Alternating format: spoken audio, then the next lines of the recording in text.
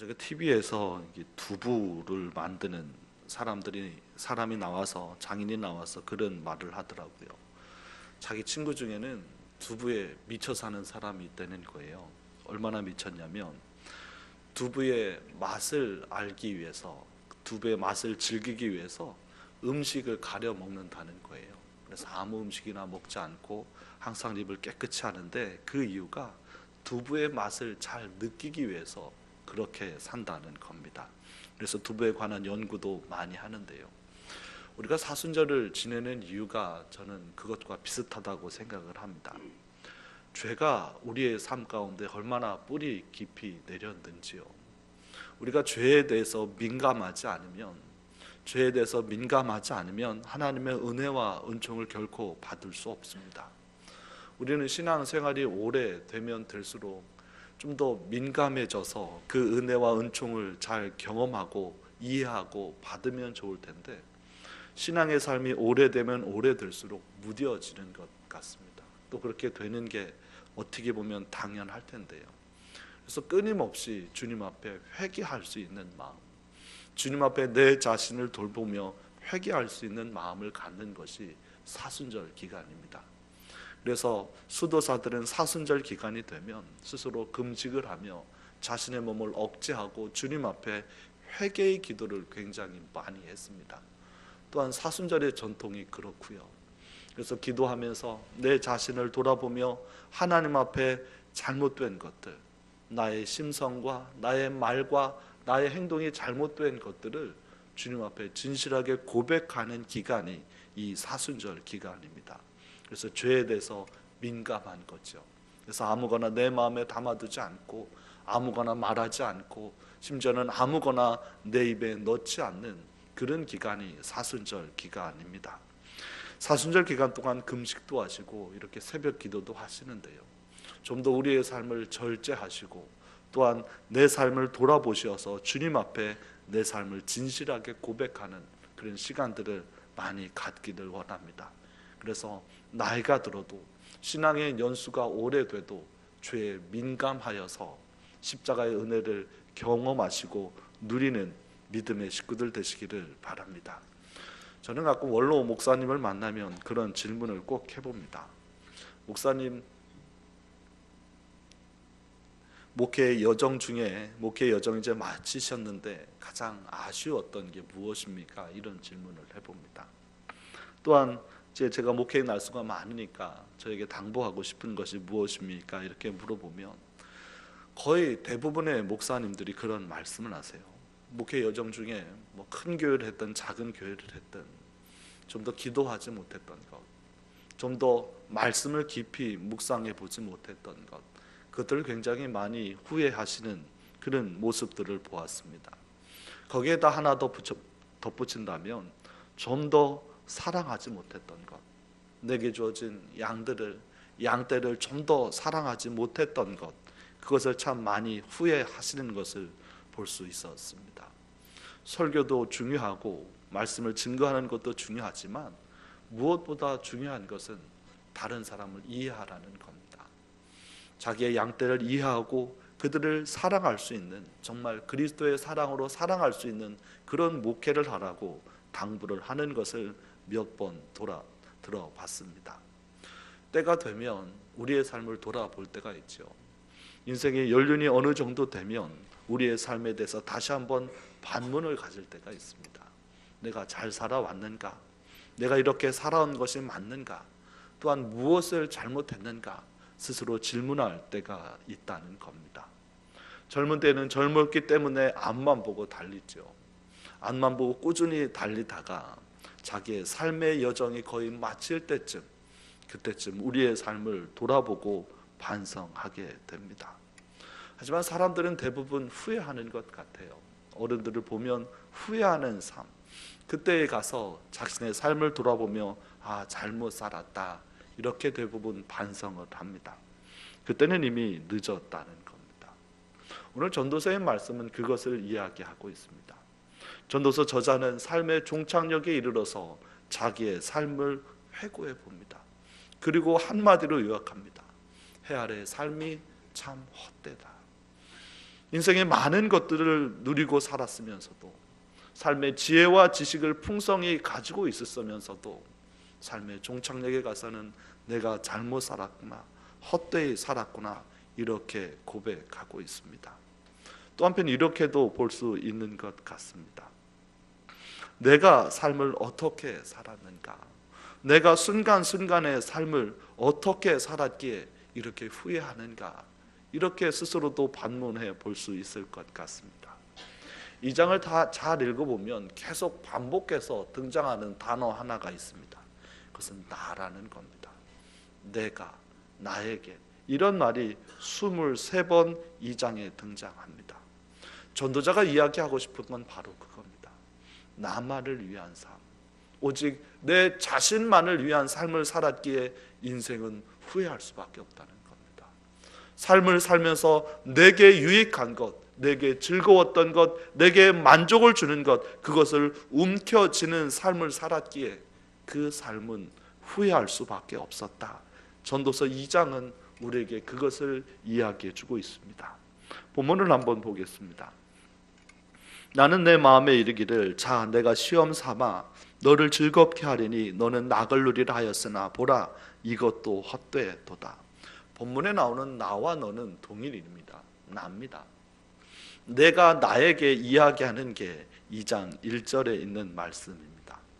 그 앞부분, 나는 내 마음에 이르기를, 자, 내가 시험 삼아 너를 즐겁게 하리라, 이 말을 새번역 성경은 이렇게 번역해 놓았습니다. 나 혼자 이런 생각을 해보았다. 내가 나를 시험 삼아 나를 즐겁게 한번 해보자, 이렇게 기록되고 있습니다. 내가 인생에 대해서 나를 한번 즐거운 삶이 무엇인지를, 내 인생의 즐거운 삶이 무엇인지를 스스로 경험해 보겠다고 이야기합니다. 또한 이 본문은 이렇게도 해석되어질 수 있습니다. 내 자신을 돌아보면서 내가 걸어왔던 삶의 여정을 되뇌면서, 와, 내 인생에 가장 즐거웠던 기억이 무엇인가, 가장 웃고 행복했던 것이 무엇인가, 정말 기쁨과 감사의 제목들이 차고 넘치게 했던 삶의 기억들은 무엇인가, 이렇게도 해석이 가능합니다. 보통 사람들은 무엇이 나를 즐겁게 하는지 한번 테스트해 보겠다, 이렇게 이해해도 크게 무리가 없을 것 같습니다. 2절을 보면, 내가 웃음에 관하여 말하여 이르기를 내가 미친 것이라 하였고 희락에 대하여 이르기를 이것이 무슨 소용이 있는가 하였노라. 웃음 짓게 하는 것, 여기 웃음이라는 말은 이렇게 웃는 것, 이렇게도 이해가 되는데요, 또 웃음 짓게 하는 것, 나를 웃게 만드는 것, 나를 즐겁게 만드는 것, 그렇게도 해석이 가능합니다. 그럼 어떻게 해서 우리가 웃을까? 무슨 짓을 보고, 어떤 것을 보고 우리가 과연 웃음을 지었을까? 이렇게 되뇌어 보는 겁니다. 웃음은 잘나죠. 1시간 전에 웃음을 일으키는 그런 사건을 보고 1시간 후까지 웃는 사람은 없습니다. 요즘은 하도 웃을 일이 없어서 코미디 프로를 보고 예능 프로를 보고 웃는 사람들이 대부분입니다. 그것도 순간이라는 거죠. 순간 내게 웃음 주는 그 무엇이 나의 삶을 정말 즐겁게 할 수는 없다는 겁니다. 찰나 즐거운 일, 내가 웃음 짓게 하는 그 일을 경험하는 것이 내 인생에 큰 유익이 될 수는 없다는 겁니다. 그래서 본문은 이렇게 이야기합니다. 그것은 미친 짓이라. 순간의 것 가지고 일생을 즐거울 수는 없다는 겁니다. 그래서 웃음 짓는 것, 그것은 쓸데없는 것이라는 겁니다.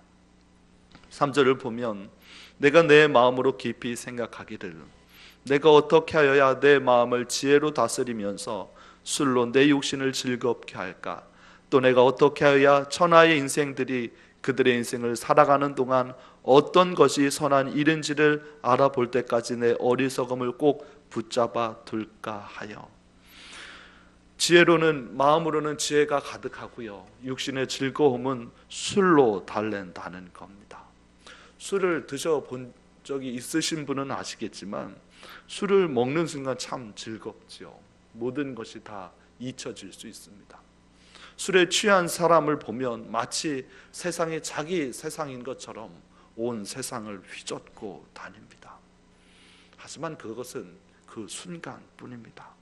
술로 달래는 그 순간, 술의 즐거움을 느끼고 있는 그 순간, 술에 가득 채워서 술에 묶여 사는 그 순간만이 자기에게 유익과 즐거움을 준다는 겁니다. 요즘의 세상은 술로 달랠 뿐만 아니라 마약과 약물에도 손을 대죠. 삶이 고달프고 힘드니 순간의 쾌락과 즐거움을 쫓아서 사람들은 별짓을 다 합니다.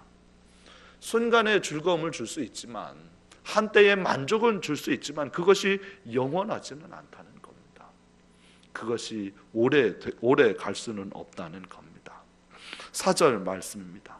나의 사업을 크게 하였노라. 내가 나를 위하여 집들을 짓고 포도원을 일구며 여러 동산과 과원을 만들고 그 가운데 각종 과목을 심었으며 나를 위하여 수목을 기르는 살림에 물을 주어 못을 팠으며 남녀 노비들을 사기도 하였고 나를 위하여 집에서 종들을 낳기도 하였으며 나보다 먼저 예루살렘에 있던 모든 자들보다 내가 소와 양떼의 소유를 더 많이 가졌으며, 계속 반복되는 단어가 있죠.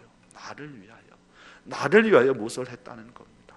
나를 위하여 사업을 했고, 나를 위하여 관을 만들었고, 나를 위하여 수목을 만들었고, 나를 위하여 노비를, 나를 위하여 예루살렘의 지혜를, 이런 말로 계속 반복해 나가고 있습니다.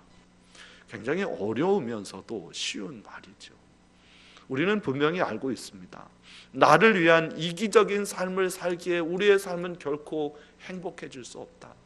나만을 생각하는 삶을 살기에 여전히 우리는 그리스도를 따라가지 못한다. 이런 삶을 익히 알고 있으면서도 여전히 나만을 위한 삶을 산다는 거죠. 여전히 나만을 위한 삶을 산다는 겁니다.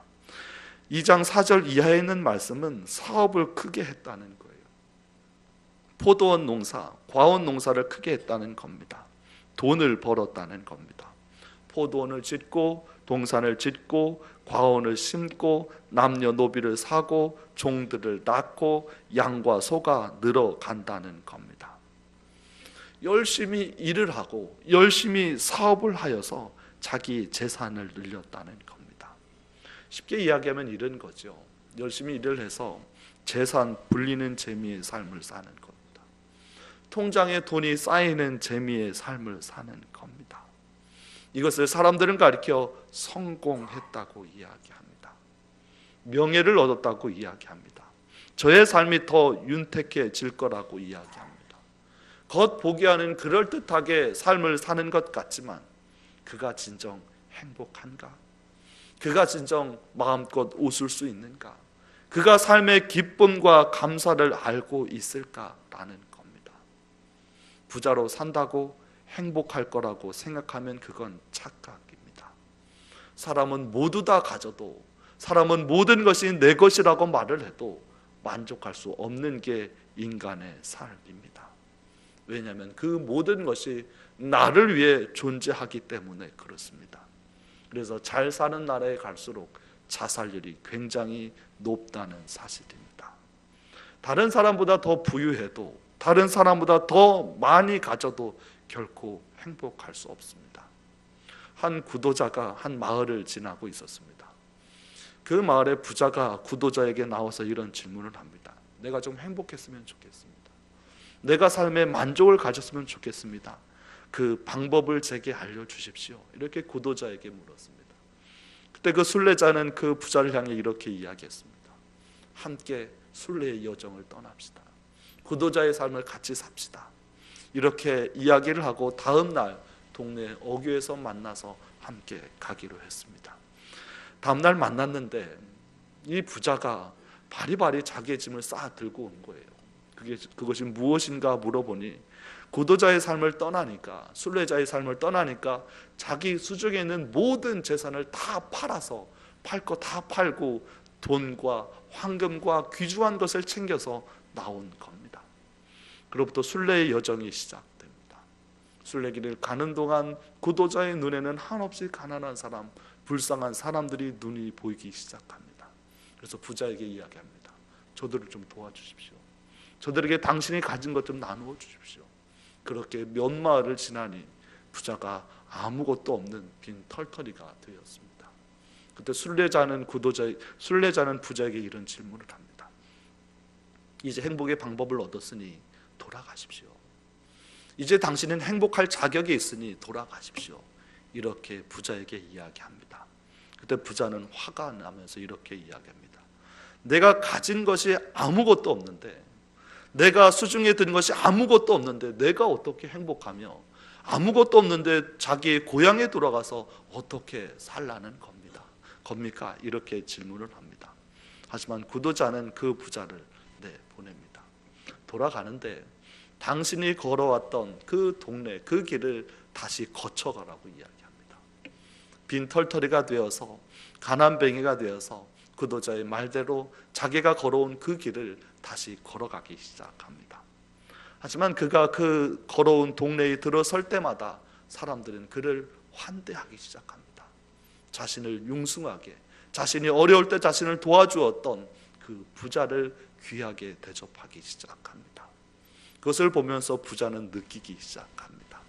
사랑하는 것, 다른 사람들 속에, 틈바구니 속에서 삶을 살 때 행복과 만족은 많이 가진 것에서, 더 많이 누리는 것에서 찾는 것이 아니라 사람들과의 사랑 속에서, 사람들과의 정 속에서 행복을 느끼고 만족을 느끼는 것이라고 깨닫기 시작합니다.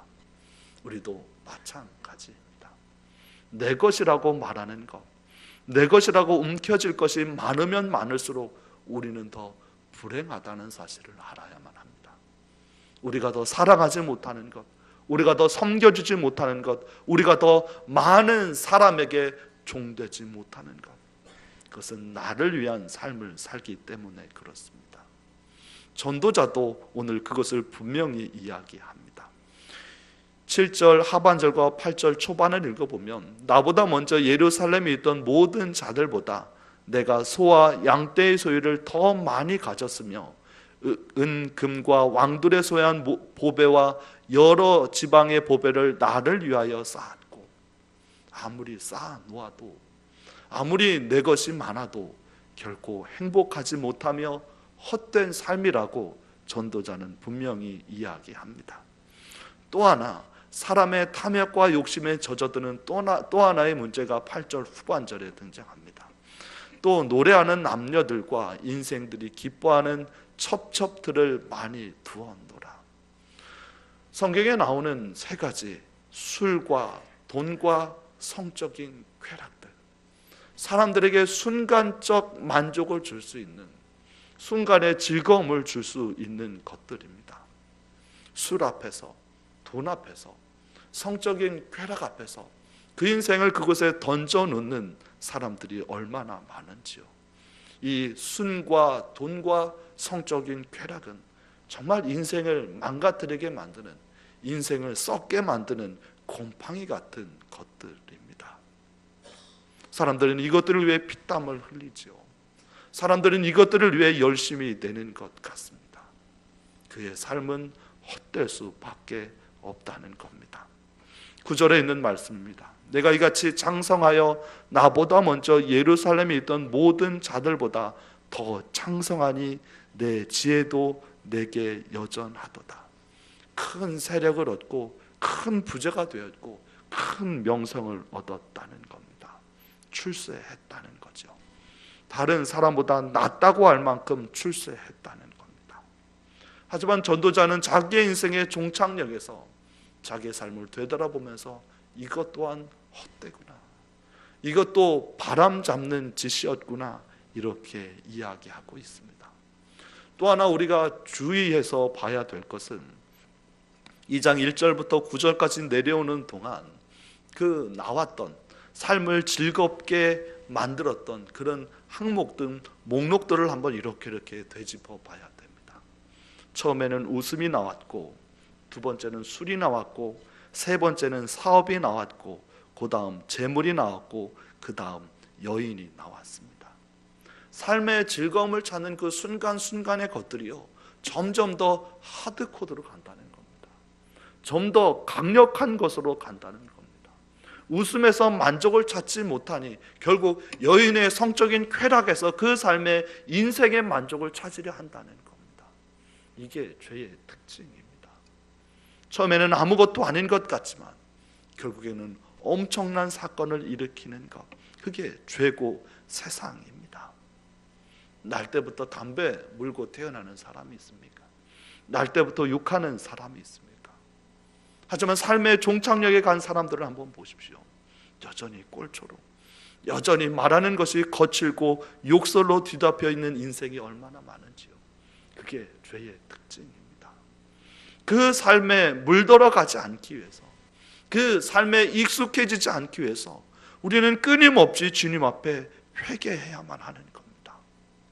순간의 쾌락과 만족을 찾아 그것에 신경 쓰는 우리의 마음과 우리의 몸과 생각을 보면서 그것이 죄악인 줄 알아야 되죠.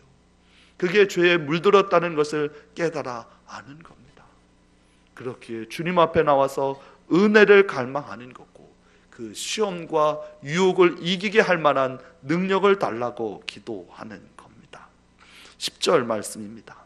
무엇이든지 내 눈이 원하는 것을 내가 금하지 아니하며 무엇이든지 내 마음에 즐거워하는 것을 내가 막지 아니하였으니 이는 나의 모든 수고를 내 마음에 기뻐하였습니다.